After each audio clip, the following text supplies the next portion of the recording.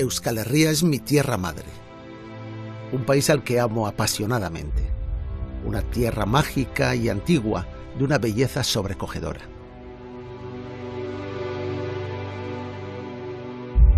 Nos gusta pensar que nuestra historia como pueblo es un misterio único e indescifrable, una historia romántica envuelta en viejas creencias, sin nombres ni fechas precisas. Pero eso no es historia. Esa es la mitología de un pueblo. He dedicado casi toda mi vida al estudio de Euskal Herria y a la investigación de su historia y su cultura.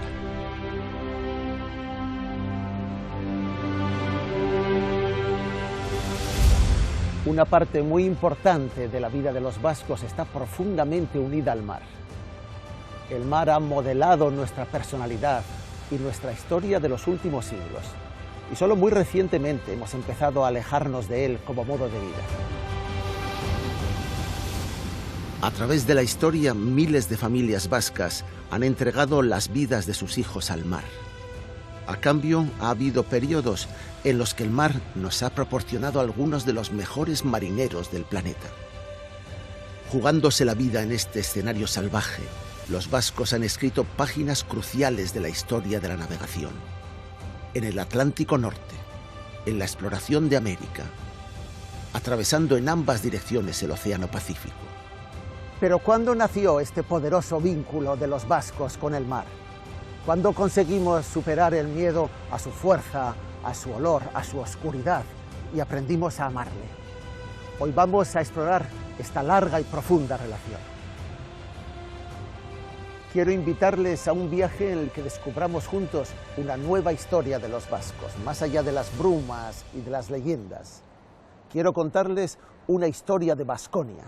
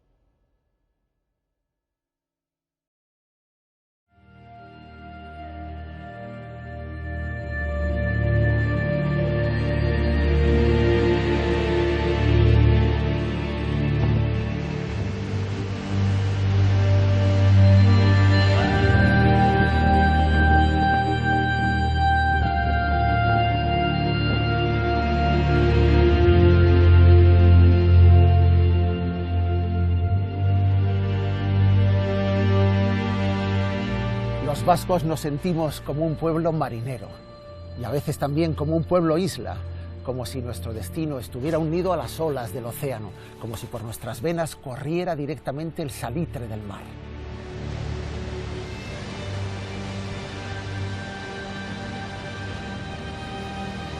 Pero esta comunión con el mar no siempre existió. En la historia, la relación de los vascos con las aguas profundas ha estado llena de dudas y desconfianzas, de miedos. Nuestro vínculo con el mar no es tan antiguo ni tan inevitable como a veces nos han contado, no tanto como se cree. Durante muchos siglos de nuestra historia, los vascos dimos la espalda al mar. Siglos de terror no tan lejanos, en los que su inmensidad nos aturdía. No nos atrevíamos a mirarle de frente. Investigar los capítulos más antiguos del libro de bitácora de los vascos y el mar nos revelará cuándo aprendimos a afrontar el océano y también cuándo y por qué nos alejamos de él atemorizados, para finalmente reconciliarnos definitivamente y escribir juntos una historia de plenitud y de madurez.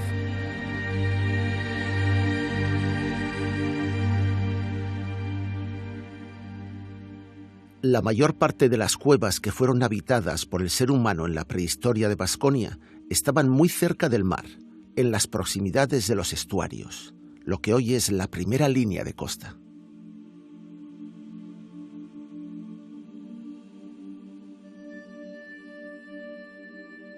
Entonces el planeta estaba helado hasta el sur de Alemania. El agua se había solidificado y el mar se replegaba 2 kilómetros más lejos que ahora. Pese a esta notable diferencia, creemos que los habitantes prehistóricos de Baskonia no entraron en contacto con sus aguas más allá de las rodillas. Numerosas excavaciones arqueológicas, como las llevadas a cabo en el yacimiento de Santa Catalina, en Lekeitio, demuestran que aunque el mar fuera una fuente importante de alimentos, los habitantes del Cantábrico en el Paleolítico solo lo utilizaban para el marisqueo y la pesca en las playas en la bajamar. Su relación con el agua no pasaba de un contacto tímido, una aproximación adolescente, casi infantil.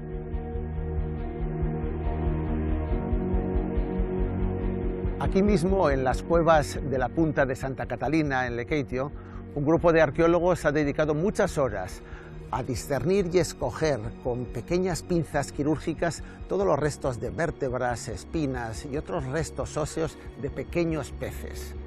Trataban de diferenciar entre los que podían haber sido defecados o vomitados por las gaviotas y cormoranes y aquellos que habrían sido digeridos por las personas que vivían en las cuevas. Querían diferenciar cuál había sido la forma de vida y la forma de relación de los hombres prehistóricos con el mar y cuál había sido su dieta. La conclusión parece bastante clara: no eran pescadores de altura, eran simples recolectores de costa. Los grabados de Arminche, también en Lekeitio, se han descubierto en 2016 y son la representación de un mundo simbólico desaparecido, poblado por decenas de figuras de animales. Si nos hubieran traído hasta aquí con los ojos tapados, sin saber dónde está situada esta cueva y tuviéramos que juzgar solo por las imágenes de las criaturas que pintaron sus habitantes, cabras montesas, bisontes, caballos, se podría pensar que estamos en los Alpes o en las montañas rocosas. Sin embargo, este lugar tiene una altitud respecto al nivel del mar incluso menor que la cueva de Santa Catalina: 0 metros.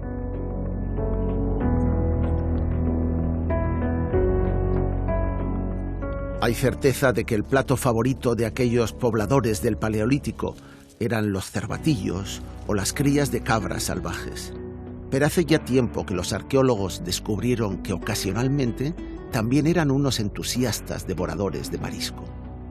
Sus cuevas eran un auténtico basurero de conchas de lapas, ostras, almejas y mejillones. Esto entra en contradicción directa con quienes confunden hoy la dieta paleolítica con la ingesta de bisontes. Aquellas personas pintaban un mundo simbólico. No se alimentaban de los animales que representaban.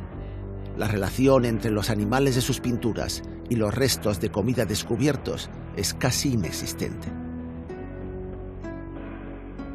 Sabemos que el ser humano prehistórico de Baskonia era un voraz mariscador de bajamar. Eran grupos que frecuentaban las rías y las rocas de playa, pero nada nos permite pensar que llegaran jamás a sumergirse por completo en el agua del Cantábrico, ni que supieran nadar, y mucho menos navegar.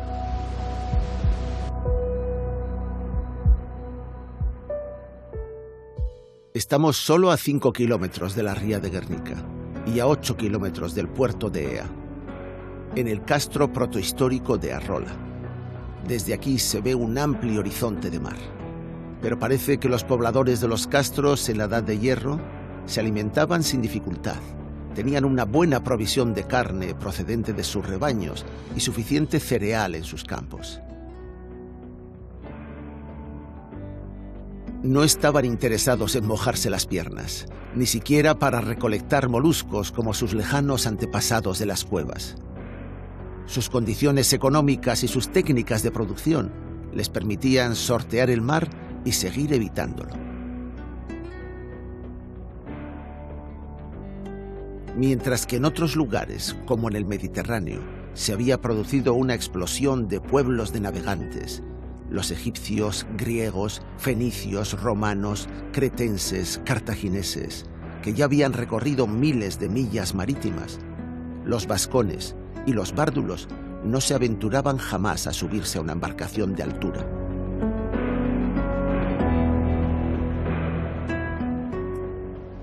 ¿Quiénes fueron entonces los primeros en adentrarse en aguas profundas del mar de Vasconia?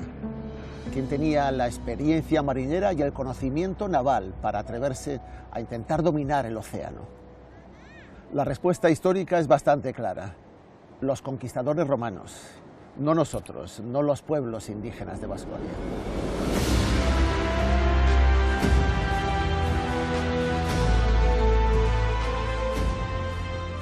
Los romanos se adueñaron de toda la costa del Cantábrico hace poco más de 2000 años. Para entonces podían presumir de haber heredado y perfeccionado una tradición de 2 milenios de navegación a vela en todo el Mediterráneo. Roma llega a Vasconia con un conocimiento exhaustivo de la navegación.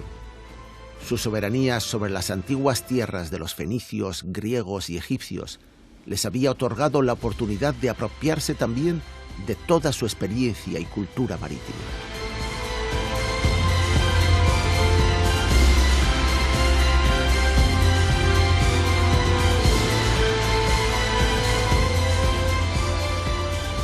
Los bárdulos, durante siglos, raramente tuvieron la oportunidad de ver alguna embarcación de vela flotar delante de sus costas. Con la única posible excepción de algún afortunado que estuviera mirando al mar justo el día que pasó por allí el barco del legendario marino Fíteas de Marsella.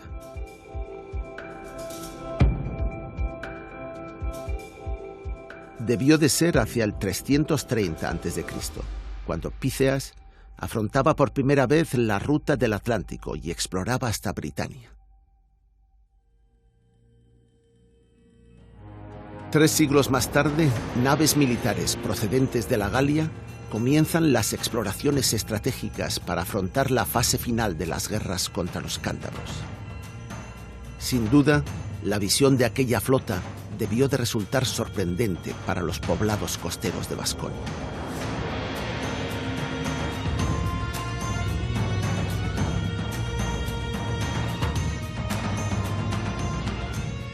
Julio César había llegado y conquistado el litoral hasta A Coruña, que llamó Brigantium, con una flota procedente de Cádiz. Unos años antes ya había dirigido también una expedición a Britania, la actual Inglaterra, desde la Galia, a través del Canal de la Mancha.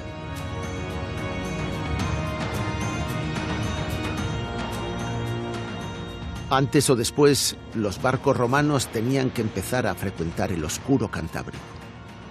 Aunque no era una prioridad para ellos, los romanos comienzan a estudiar sus acantilados, sus playas y a visualizar futuros puertos y fondeaderos en sus estuarios y bahías. Era el último tramo de la costa atlántica que quedaba por controlar.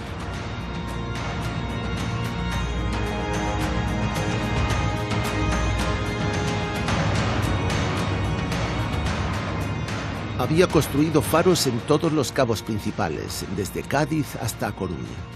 Se estaba articulando una vía de comunicación fluida para la navegación.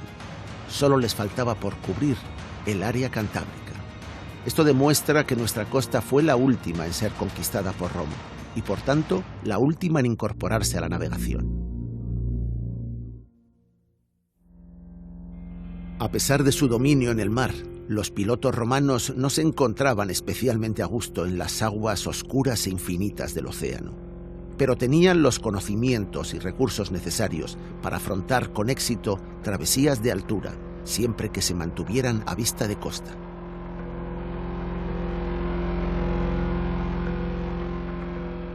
Desde el gran puerto de Ostia, las naves del Imperio podían llegar perfectamente al Cantábrico, pero estaba completamente fuera de sus rutas habituales. El gran geógrafo Ptolomeo lo había llamado el Mare Exterius, y Lucio Floro llamaba a este lejano y oscuro océano el Mare Externum, para diferenciarlo de su propio mar, el mar Mediterráneo. Los romanos llegaron a conocer perfectamente el Cantábrico, pero no les gustaba. Era un mar en el que no se sentían a gusto.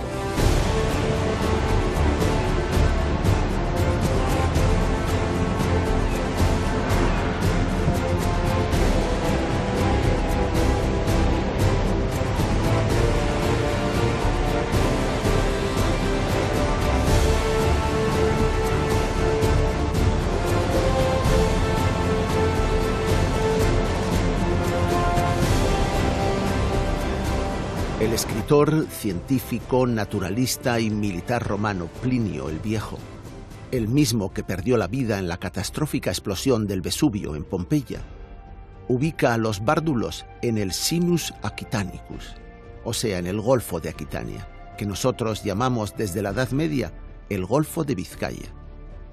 Algunos años más tarde, en el 150 después de Cristo, el geógrafo Ptolomeo lo denomina Oceanus Cantabricus, en su geografía conocida como Atlas del Mundo.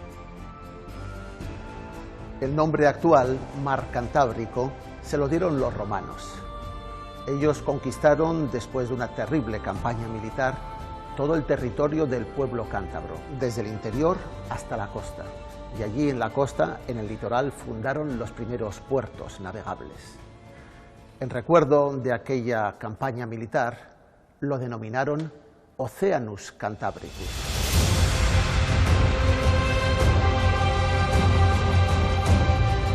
Mientras tanto, los bárdulos, situados entre el Golfo de los Aquitanos y el Océano de los Cántabros, continuaban viviendo de espaldas al mar, ese mismo mar que muchos siglos después acabaría cautivándoles.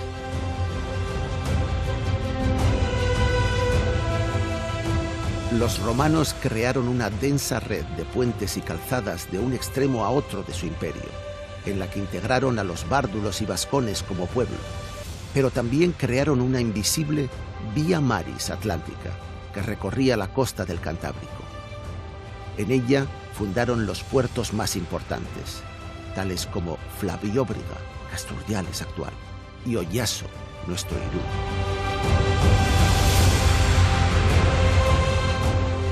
Las primeras descripciones conocidas del Oceanus Cantabricus van de ría a ría. Así las describe Plinio en el cuarto libro de su Historia Natural. Partiendo del Pirineus y siguiendo la ribera del Oceanus, hallamos el Vasconum Saltus, Oyarso, los Ópida de los Bárduli, Morogi, Menosca, Vesperies, y el Portus Amanum, donde actualmente está la colonia Flavióbriga, es decir, Casturdiales, y sigue la región de los Cántabri, con 9 ciudades.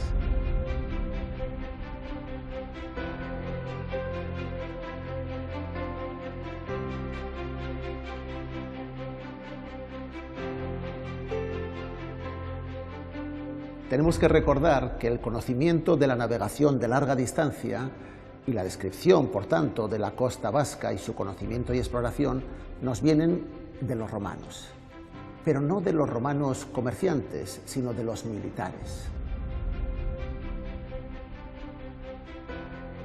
Plinio es nuestra mejor referencia, pero si seguimos las descripciones de Plinio, hay cosas del mar de Euskal Herria que no terminan de encajar.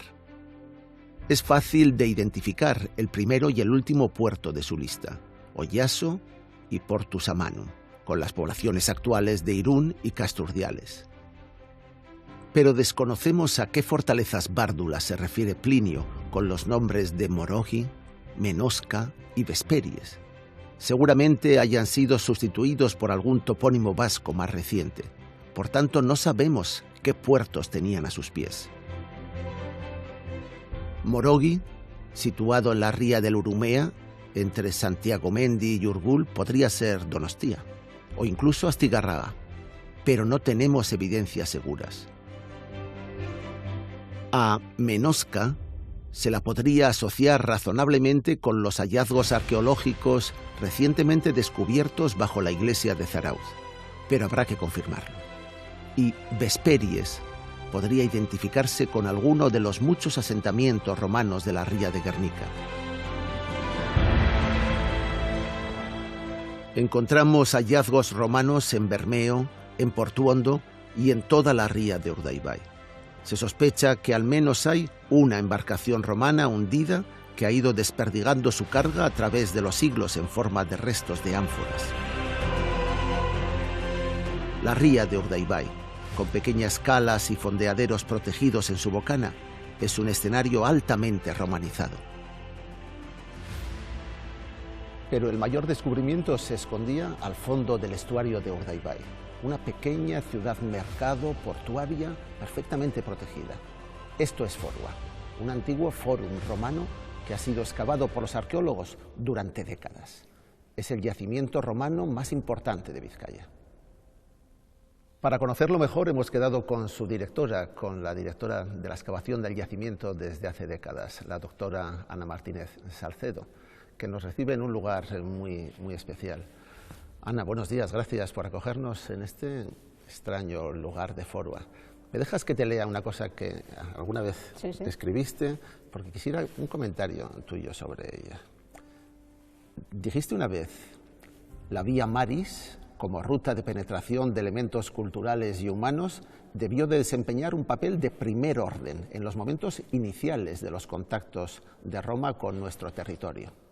No en vano, los asentamientos romanos más antiguos son costeros, condicionados sin duda por la idoneidad de su carácter portuario. ¿Idóneo para qué? ¿Para qué es idóneo un lugar como Forua? Está en el lugar perfecto, en el momento adecuado. Es el final de la conquista, el norte peninsular ha sido conquistado por Roma definitivamente a partir del año 19 a.C., y a partir de entonces será cuando, en función de ese comercio marítimo del que hablaba en el texto que citabas, se irán creando nuevos emplazamientos a lo largo de la costa, muy relacionados precisamente con este tránsito de mercancías, de personas. ¿Y cómo se llamaba? ¿Esto era Forua? ¿Qué quiere decir que haya un lugar como que se llama Forua en Vizcaya? Estos foros se crean tras la conquista como modo de organizar un territorio, poblaciones dispersas, que dotándolas de un centro cívico que reuniera pues, funciones político-administrativas, comerciales y religiosas. ¿Qué se dedicaba la gente que vivía en Forua? ¿Qué instalaciones has encontrado que te permitan hablar de cuáles eran los oficios de las personas que estaban en Forua? Hasta ahora lo que hemos documentado son fundamentalmente hornos y talleres destinados a forja de hierro. Forja de hierro, herreros, por lo menos tenemos un buen número de herreros. Sí, en principio todo está relacionado con esta explotación de las materias primas que busca Roma en toda la zona conquistada, en el norte y en el Cantábrico Oriental, y lo que se está produciendo aquí básicamente es eso. No creemos que sea la única actividad, es la que conocemos. Desde luego el poblado ha tenido una actividad múltiple, como zona también eso de comercio, no solo de estos exportos y marineros serían frecuentes. Eso es, no solamente de estos artesanos que están traficando, exportando estos materiales, también a cambio están recibiendo una serie de bienes de consumo. Pues están recibiendo, por ejemplo, ajuares cerámicos que conforman la vida y cambian las costumbres de las personas que viven en la zona, con unas distintas maneras de comer, de cocinar, de consumir los alimentos. También reciben productos alimenticios, conservas de todo tipo, posiblemente también vinos de la región aquitana. En ese tráfico marítimo que hay muy intenso a lo largo de la costa del Cantábrico, desde el puerto de Burdeos, Burdigala, como centro redistribuidor de mercancías, y a través de la navegación de cabotaje por toda la cornisa cantábrica. ¿Otros recursos que sabemos que se explotan y exportan desde aquí? Sí, en el entorno próximo de Urdaibai conocemos las canteras de Ereño. Claro. En mármol de Ereño se han trabajado varias piezas localizadas en el yacimiento, expuestas en la actualidad en el Arqueológico Museo A en Bilbao, que son dos piezas epigráficas, dos magníficas piezas con inscripciones, con textos en latín, y son piezas trabajadas en mármol de Ereño, con lo cual sabemos que las canteras de Ereño están siendo explotadas en época romana y que son también objeto de un intercambio comercial, por lo menos a nivel regional. ¿Cuánto dura esta idoneidad de los asentamientos costeros romanos? ¿Hasta cuándo están activos dentro del poblado, el asentamiento de Forua? En el caso de Forua, con mayor o menor intensidad, bueno, hay que decir que el momento de máxima actividad y el momento de esplendor de lugares como Forua y otros del Cantábrico Oriental es la la segunda mitad, mediados del siglo II, la época de los emperadores Julio Claudius, Claudio Nerón, hasta la época de los antoninos, hasta el año 150 más o menos es cuando podemos pensar que, bueno, y reconocemos sobre el terreno que esto está en plena ebullición. A partir de entonces las cosas empiezan a cambiar un poco, se sigue trabajando el hierro, se siguen explotando los recursos de la zona, pero se ven transformaciones en los edificios, se ve que la actividad comienza quizá a decaer un poco, pero sí mantiene vida cuando menos hasta mediados del siglo IV, ¿sí? Después de Cristo. ¿Por qué se van? ¿Qué es lo, ya no funciona la red? ¿Qué es lo que les falta? Yo creo que en toda la zona del Cantábrico Oriental no hay cueva, monte, lugar que no hayan revisado, que hayan pateado. Encontramos elementos romanos en los sitios más insospechados, en la búsqueda precisamente de esas materias primas. Los están explotando y en un momento dado, pues quizá ya no es lo que decimos, no es rentable seguir utilizándolos. Pues muchas gracias, Ana, ha sido muy clarificador. Muy bien, un placer. La verdad que sí.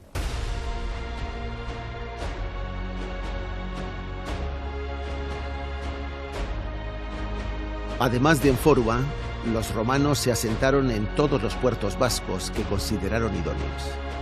Musquis, Bilbao, toda la ría de Ibaizabal-Nervión, Plencia, Bermeo, Sucarrieta, Arteaga, Lekeitio, el Artibai, el río Deva, Zumaya, Getaria, Zarautz, Donostia, Oiartzun, Irún, Hondarribia, Siburu, Getari y Bayona.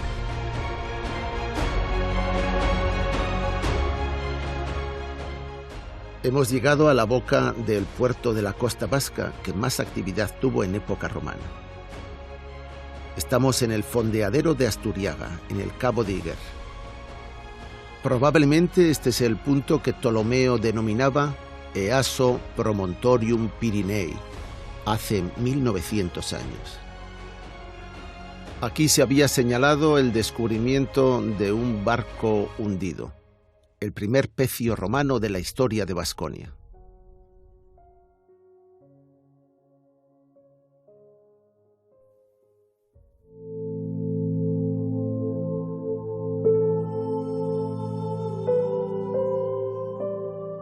Nos dirigimos al fondeadero de Asturiaga, donde, en las proximidades de aquel pecio, los buceadores José Angaldona y Mano Izaguirre, a 14 metros de profundidad, encontraron un conjunto de objetos extraordinariamente curiosos. Vamos a realizar una inmersión de control en el lugar donde se produjo aquel hallazgo hace ya varias décadas.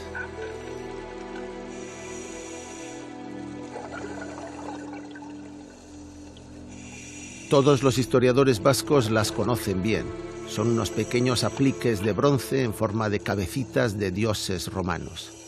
Probablemente pertenecieron a algún cofre o un arca y servían como decoración de la misma. Lo que no creo es que casi nadie haya estado nunca más en el lugar exacto donde aparecieron. Y este es el lugar que queremos visitar.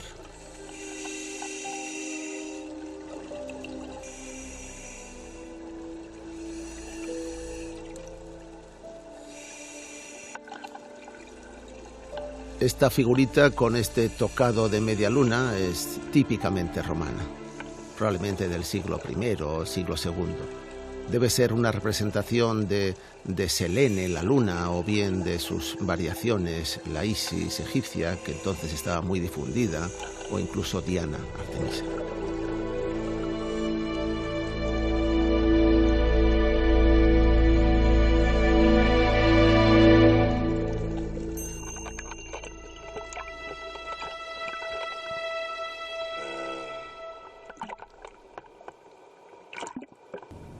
La persona que mejor nos puede hablar de la historia que hay detrás de los hallazgos que hemos estado viendo hace un momento en Asturiaga, junto al Cabo Iguer, y otros muchos hallazgos y distintas hipótesis, interpretación sobre la navegación en época romana, es en este momento la investigadora subacuática Ana Benito, que lleva unos pocos años, yo creo, ya trabajando sobre estos temas.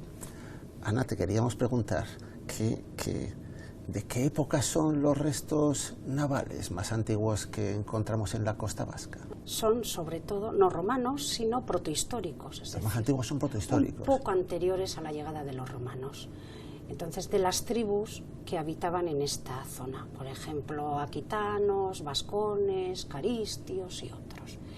Y estas, una de ellas, sobre todo, es la canoa monósila. Canoas hechas en una sola pieza, en un solo tronco de madera. Eso es lo más antiguo que encontramos. Eso es.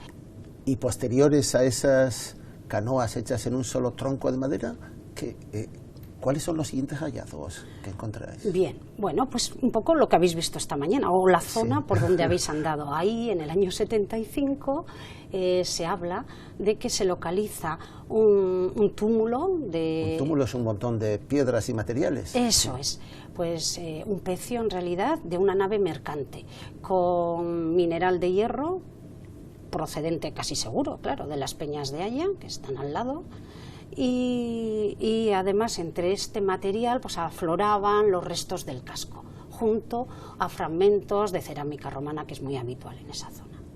¿Y cómo han llegado allí, tanto las del siglo I como estas tardías del fin de la antigüedad? ¿Por qué caminos han llegado? Bueno, utilizando la vía maris. En principio el océano, para lo que era el Mare Nostrum, el mar de los romanos, pues era algo desconocido, tenebroso, pero con las guerras, la conquista de la Galia por Julio César, pues se van adentrando por el Atlántico y ya empieza a ser un mar menos desconocido y menos tenebroso. Y a partir de ese momento también se conquista Aquitania, y entonces ya tenemos la unión entre Aquitania e Iberia y se empieza a navegar por el Cantábrico. Ajá. Y ese va a ser nuestro mar.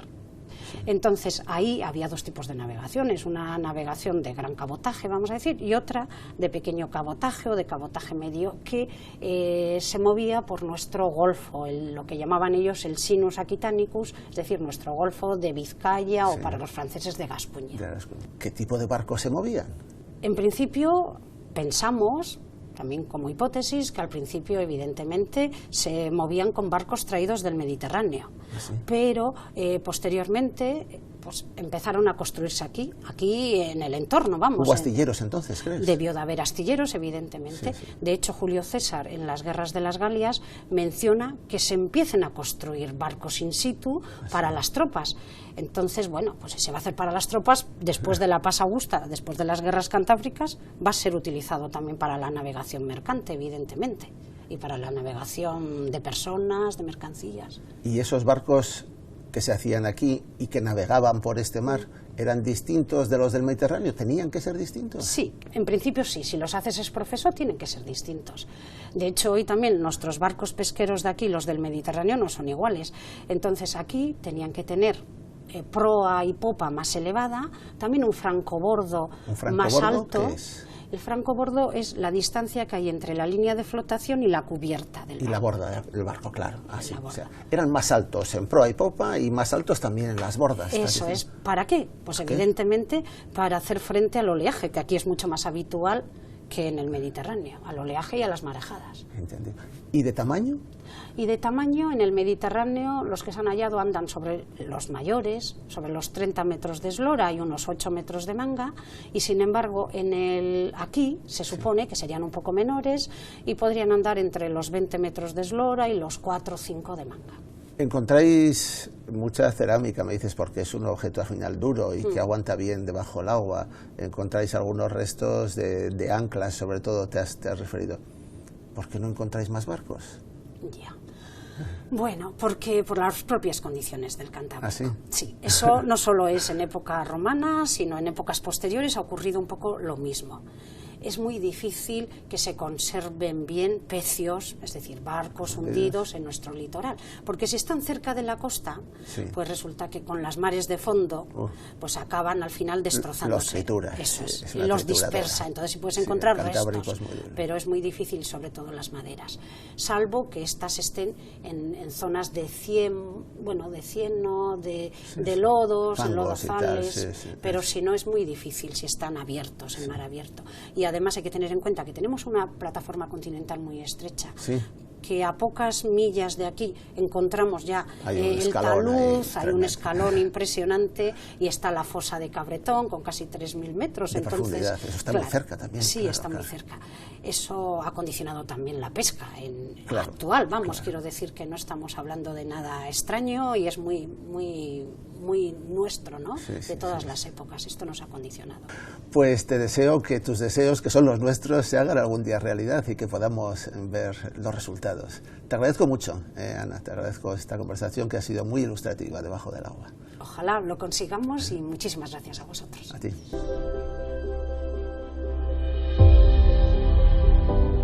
La historia de la gran navegación marítima en Baskonia es mucho más reciente y mucho menos espontánea de lo que creíamos.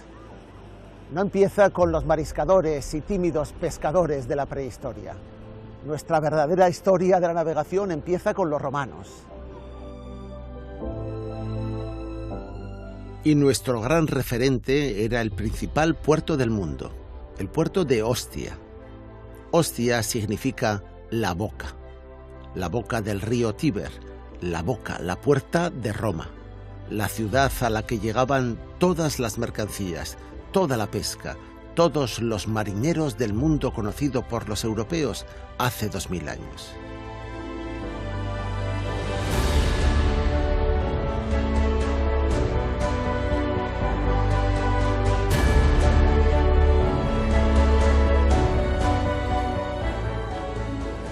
Los romanos difundieron también las naves de pesca a vela en el Cantábrico. Y sin duda son los responsables de la difusión de muchos de los aparejos y artes pesqueras que se venían utilizando desde hacía siglos en el Mediterráneo. Anzuelos, plomos, redes, las técnicas de nasas, de caña, de arrastre, de cerco, alcanzaron su edad de oro entre nosotros en el siglo I y en el siglo II.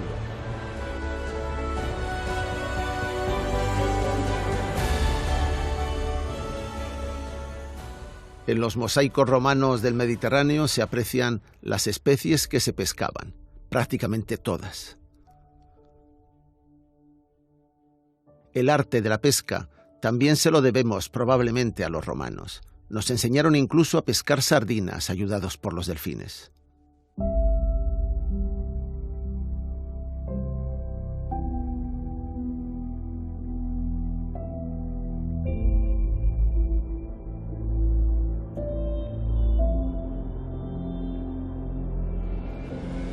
Además de sazonar grandes peces, procesaban mediante técnicas conserveras el pescado para sus particulares gustos gastronómicos, en especial para producir la salsa garum.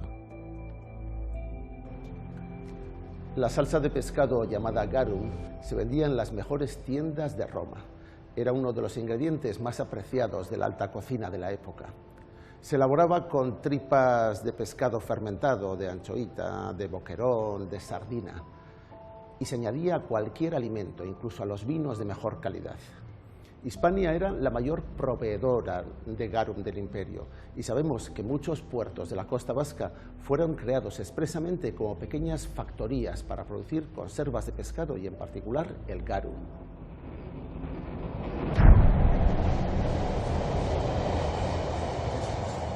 Primero en los años 80 y más tarde en el 2008 se excavó en Guetarí, en un lugar muy poco atractivo junto a las vías del tren, un emplazamiento donde había indicios de vestigios romanos. Allí aparecieron las piletas, las piscinas de las conserveras y salazoneras de pescado romanas.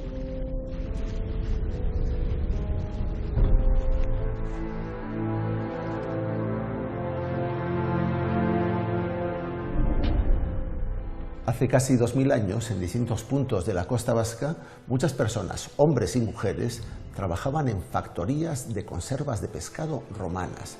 que en latín se llaman quetareas o cetareas. Del latín cetaria, precisamente, derivan los nombres de Guetaria y Guetarí. Ambas localidades, que hoy conservan el mismo nombre, eran centros conserveros de pescado romanos. En el Museo Saraleguinea de Guetarí se conserva una lápida funeraria de hace casi 2000 años, dedicada a 3 de los trabajadores de la fábrica de Garun.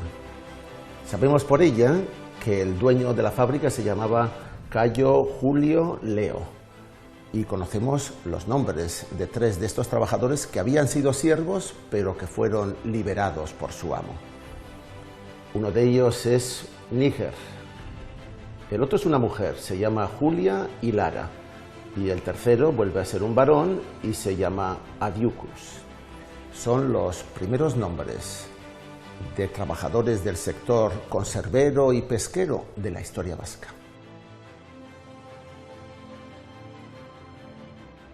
A menudo he pensado que este faro de Iguer, situado en un lugar tan extraordinario a caballo entre el mar y el monte Jaizkibel, muy probablemente fuese construido sobre las ruinas de una antigua torre de señales de época romana.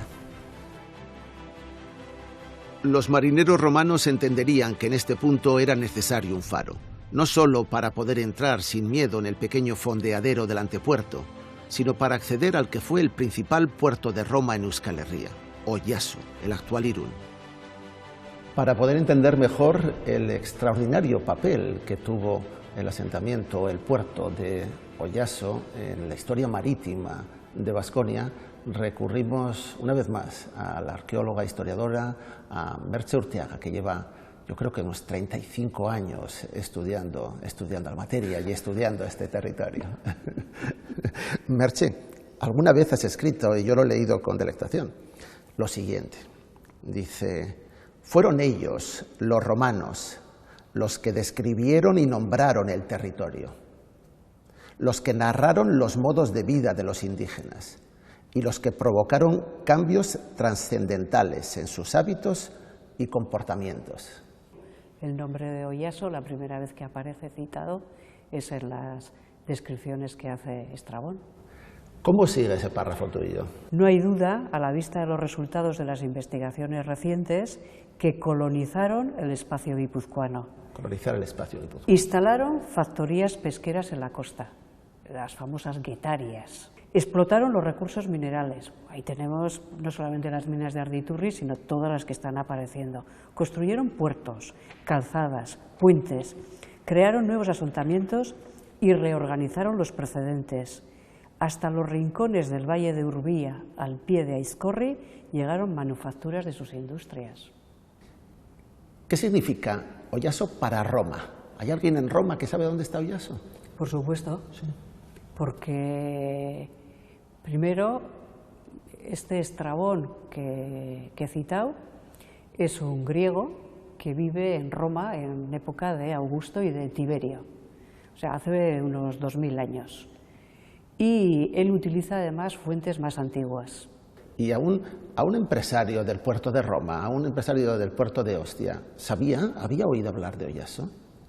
En la Guetarí, que está a 15, 20 kilómetros de aquí, por ejemplo, dentro de lo que eran las piletas donde se fermentaba el pescado para hacer las conservas, apareció una inscripción, ¿no? una inscripción en la que aparece un nombre que es un ciudadano, o sea, es un ciudadano de Roma que ha decidido hacer negocios y ha hecho una inversión y ha instalado una fábrica de conservas de pescado aquí. ¿Qué significa la fundación de un lugar, un puerto, un establecimiento urbano como Oyaso para las poblaciones indígenas? ¿Qué significa? Pues vamos a ponernos en la piel de alguien que pertenece a la élite indígena cuando llegan los romanos y probablemente significa una oportunidad de asimilarse a esa cultura y de seguir siendo una élite. Y para los campesinos o, por ejemplo, para los pastores, probablemente no hubo ningún cambio. Siguieron viviendo con los emperadores marcando los calendarios y demás, y otros recogiendo impuestos, pero ellos prácticamente lo único en lo que cambiaría sería que tenían a su disposición vino a saber de dónde, y poco más. Entonces, eso hay que dejar así de matizado. ¿Cuál era su ámbito de relaciones? Si coges un compás y trazas desde Santander, bajas, ¿no?, hasta La Rioja, el Valle Medio del Ebro, y sigues luego cerrando el círculo pasando por Burdeos.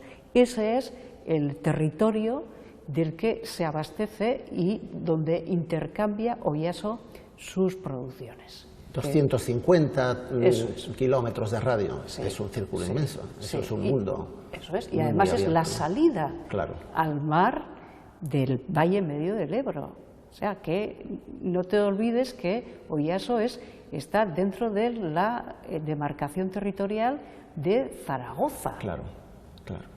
Y entonces también todo lo que produce el Valle Medio del Ebro sale, si tiene que ser intercambiado en un comercio de larga o media distancia, a través de Oyaso. Y si tuviésemos que hacer un balance final de estos 5 siglos de historia de Oyaso, particularmente en lo que respecta a la cultura marítima, ¿sería válido hasta cierto punto decir que este es el mayor centro de difusión de la cultura marítima en Euskal Herria? Vamos a decir que es el puerto que administrativamente está mejor dotado. Claro. Este comercio está moviendo además un sistema de impuestos. Cuando sale de una provincia, cuando entra una mercancía en una provincia, hay una serie de impuestos que hay que pagar al fisco, que se beneficia el Estado. Entonces, y también incluso para la pesca, no se puede salir a pescar si no se tiene una licencia, que también hay que obtenerla. Entonces, claro, Roma es un sistema administrativo que lo que trata es de drenar los beneficios y de hacerse con parte de esos beneficios. Entonces, desde ese punto de vista, Oyaso, el puerto de Oyaso, parece que es el mejor organizado administrativamente. Pues nos queda así todo mucho más claro. Muchísimas gracias, Merche. De nada, Alberto.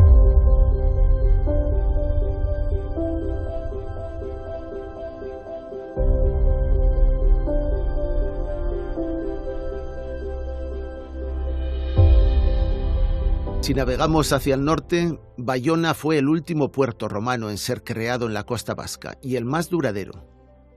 Las razones de su fundación fueron muy distintas a las de sus precedentes en Vizcaya y Guipúzcoa, y las circunstancias mucho más adversas. Bayona no se creó para pescar, ni para producir la maloliente salsa garum en las conserveras, sino por motivos militares.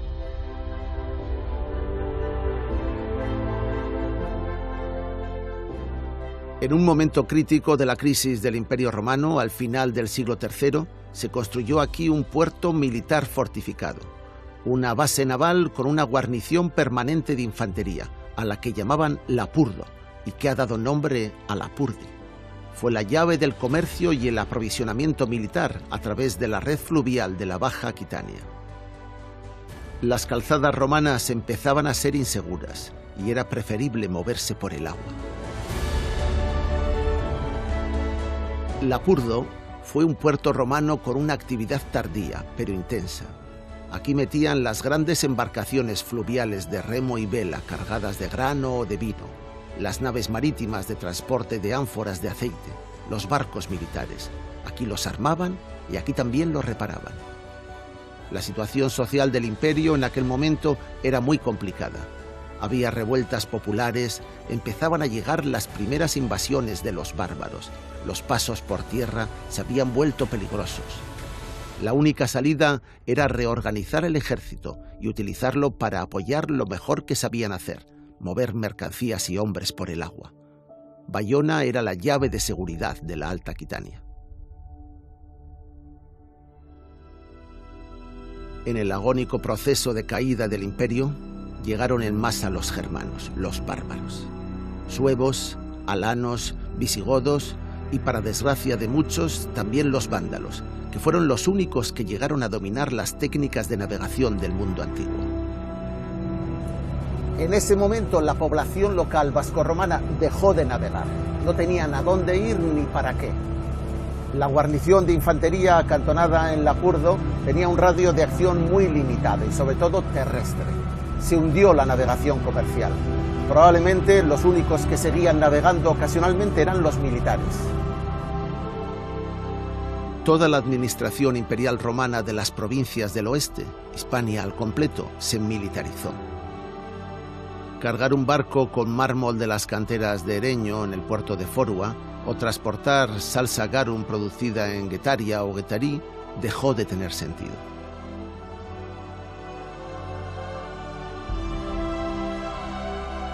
Los mercados locales se hundieron y con ellos la relación con las autoridades centrales del imperio. El tráfico comercial marítimo cesó. Los puertos se abandonaron. Forua y Oyaso se habían reducido a 4 casas. Lo único que se mantuvo activo en la costa vasca fue la fortaleza de la base militar de Lapurdo, el castillo de Bayona.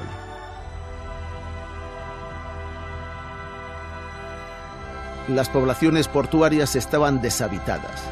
En Bermeo, en Lekeitio, en Guetaria, ya casi no quedaba ni un alma. 10 años más tarde, en el 445, casi al borde del colapso del Imperio Romano, los vándalos, que se habían asentado en Túnez, la vieja Cartago, tras haber conquistado los lugares más ricos a los romanos, vuelven de África por la costa atlántica, comandados por su rey Genserico.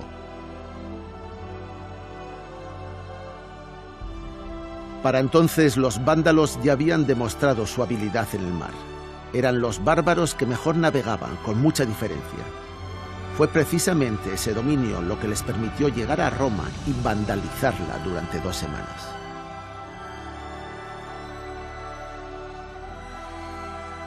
A los vándalos les costó poco entrar en el Adur, burlando la fortaleza de Lapurdo.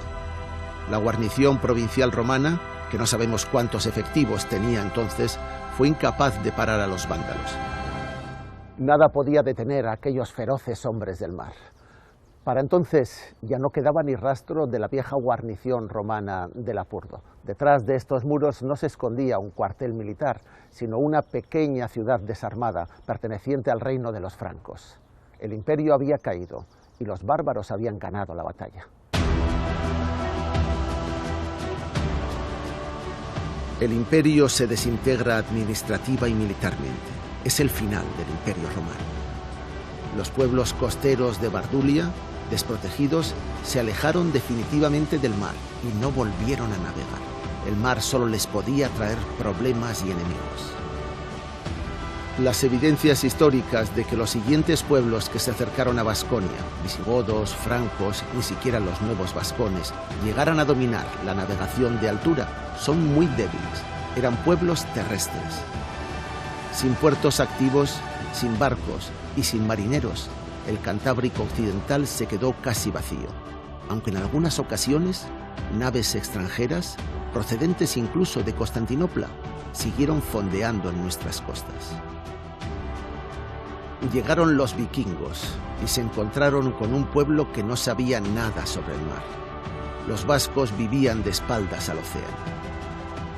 Si alguna vez habían llegado a tener una tradición marinera propia, la habían olvidado por completo. Cuando en el siglo IX, en el año 848, pasan por Vasconia velas vikingas que pudieron hacer alguna invernada en el Adur, encuentran a un pobre pueblo de labradores, clérigos y un puñado de familias guerreras mal equipadas. Nadie que pudiera hacerles frente, y mucho menos sobre el agua. Los vikingos remontaron río arriba para depredar Aquitania. Ascendieron por el Adur hasta donde les llevó la marea alta, 50 kilómetros hacia el norte, hasta Dax. Así por lo menos lo recuerda el cronista musulmán tardío, Al-Himyari.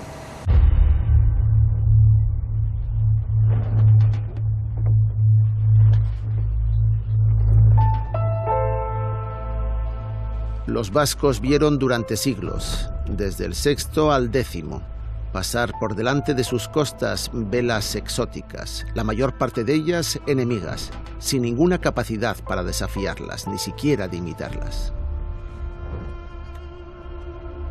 Una antiquísima leyenda vasca cuenta que una incierta mañana del siglo IX alguien vio pasar alrededor del Cabo de Ogoño una nave con una exótica vela y una gran cabeza de dragón en la proa. Y la visión de aquellos extraños marinos de ojos claros pudo haber causado un impacto tan potente en la imaginación de los aldeanos locales que dio lugar a uno de los grandes mitos fundacionales de Euskal Herria, el de Jaun Zuria, el rubio nórdico, que desembarcó en Busturia, el primer señor de Vizcaya. Le eligieron como caudillo para que les defendiera en una pelea contra el rey de Asturias, de la que salió victorioso, tiñendo las piedras de rojo con la sangre de los enemigos. Allí nació el nombre de Arrigorriaga.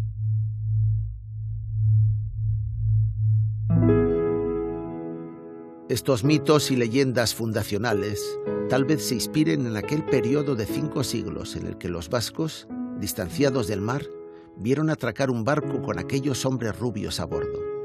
Es posible que hicieran alguna parada en Urdaibai, quizás solo con la intención de cargar agua dulce al lado de la iglesia de Aspe, en Busturia. En la Alta Edad Media, todo cuanto venía del mar era tan raro e inexplicable que podía incendiar la imaginación del pueblo y dejar una huella profunda en su memoria. El despertar de la edad de oro de los marinos vascos aún estaba por llegar. Faltaba mucho tiempo. Durante siglos, antes y después de los romanos, el mar era una barrera de terror para los vascos, una frontera que parecía imposible atravesar.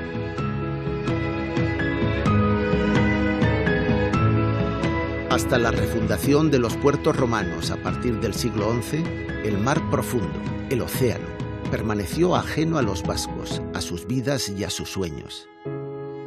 No hay nada en nuestro ADN que nos determine o nos conduzca inexorablemente al mar. Nada estaba escrito. Todo tuvimos que aprenderlo con esfuerzo.